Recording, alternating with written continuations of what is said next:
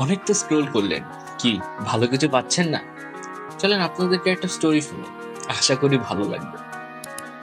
তো একদা একটি গ্রামে একটি বৃদ্ধ কৃপণ লোক বাস করত। তার তেমন জমি জমা ছিল না, তবে তার গোয়ালে 17টি গাধা ছিল।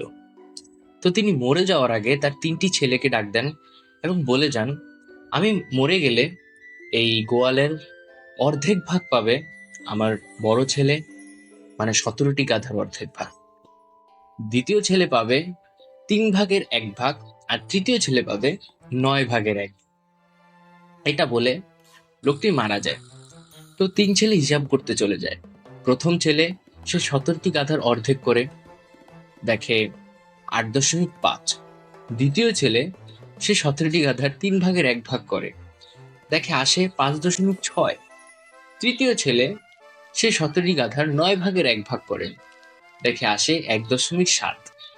এখন তিনও ছেলেই পড়ে যায় মহা বিপদে। গাধা কি কেটে ভাগ করবে নাকি? অবশ্যই না। তো এই নিয়ে তাদের 3জনের মধ্যে ঝগড়া বেঁধে যায়, এই নিয়ে মারামারিও হয়ে যায়। তখনই তাদের পাশ দিয়ে হেঁটে যাচ্ছিল এক বৃদ্ধ লোক তার গাধা নিয়ে। তো তিনি ওই ঝগড়াটা দেখতে পান, দেখে বুঝতে পারে যে আসলে ব্যাপারটা কি। এরপর তাদের সামনে যায়, সেই 3টি ছেলের সামনে যায়, গিয়ে বলে, তোমরা ঝগড়া থামাও, নাও আমার গাধাটাও নিয়ে নাও তোমরা। এরপর তোমরা যে আগে হিসাবটা করছিলে সেই হিসাবটা করো। তো তখন প্রথম ছেলে হিসাব করা শুরু করে। 18কে অর্ধেক করলে হয় 9টি। তো সে 9টি গাধা নিয়ে নেয়, সে খুশি। দ্বিতীয় ছেলে হিসাব করে, 18-র 3 ভাগের 1 ভাগ করলে হয় 6টি।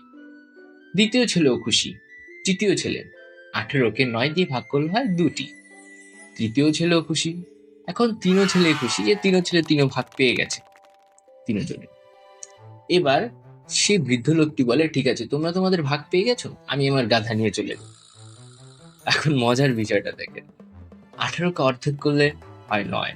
প্রথম ছেলে 9টি পেল, যোগ দ্বিতীয় ছেলে 18কে 3 দিয়ে ভাগ করলে হয় 6।